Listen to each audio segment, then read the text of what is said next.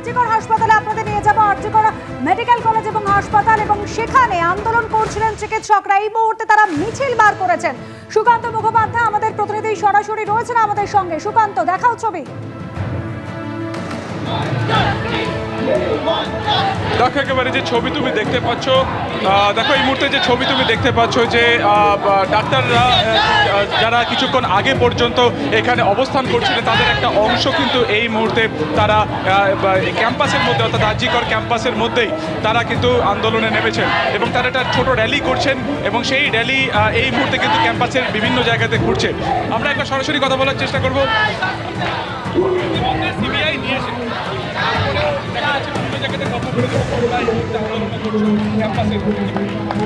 আমরা চাই যে যত তাড়াতাড়ি হোক জাস্টিস সার্ভ হোক। আমরা এখানে এসেছি দূর দূরে কলেজ থেকে এখানে সাপোর্ট দেখাতে। আমরা এটাই চাইবো সিবিআইকে যখন দেওয়া হয়েছে কেসটা খুব তাড়াতাড়ি, একদম পরিষ্কারভাবে কোনো রকমের পলিটিক্যাল ইনফ্লুয়েন্স না হয়ে খুব তাড়াতাড়ি যাতে ও বিচার পাক। আমরা দিদির শাস্তি চাই, আর কিছু না। আমরা স্বচ্ছভাবে দিদির শাস্তি চাইছি। এই মুহূর্তে দেখা যাচ্ছে যে আরজিকর মেডিকেল কলেজ হাসপাতাল চত্বরে ক্যাম্পাসের ভেতরে কিন্তু এই র্যালি চলছে এবং যাদের বক্তব্য একটাই যে এই ঘটনায় যারা নেপথ্যে রয়েছে আর কারা কারা যুক্ত রয়েছে গোটা ঘটনা নিরপেক্ষ তদন্ত করতে হবে। গত এক সপ্তাহ ধরে লাগাতার মূলত ডাক্তারদের সংগঠনের কিন্তু একটাই বক্তব্য হয়ে এসেছে যে জুডিশিয়াল ইনভেস্টিগেশন করতে হবে এবং সিবিআই তদন্তের তারা ডিমান্ড করতে থাকেন। গতকালকে কলকাতা হাইকোর্টের তরফে কলকাতা হাইকোর্ট কিন্তু সিবিআই তদন্তের নির্দেশ দেয় এবং তারপরে দেখা যায় যে আজকেও তাদের কিন্তু এই আন্দোলনের ঝাঁজ কার্যত অনেকটাই বেড়েছে এবং এই মুহূর্তে একদিকে যেমন অবস্থান চলছে তার পাশাপাশি কিন্তু আরজিকর মেডিকেল কলেজ হাসপাতাল চত্বরে সেখানে কিন্তু বিরাট একটা র্যালি আয়োজন করেছেন তারা এবং দেখা যাচ্ছে যে তারা ক্যাম্পাসের বিভিন্ন জায়গাতে ঘুরে বেড়াচ্ছেন। একেবারে এই মুহূর্তে আন্দোলনকারী চিকিৎসকরা তারা কিন্তু মিছিল বার করেছেন।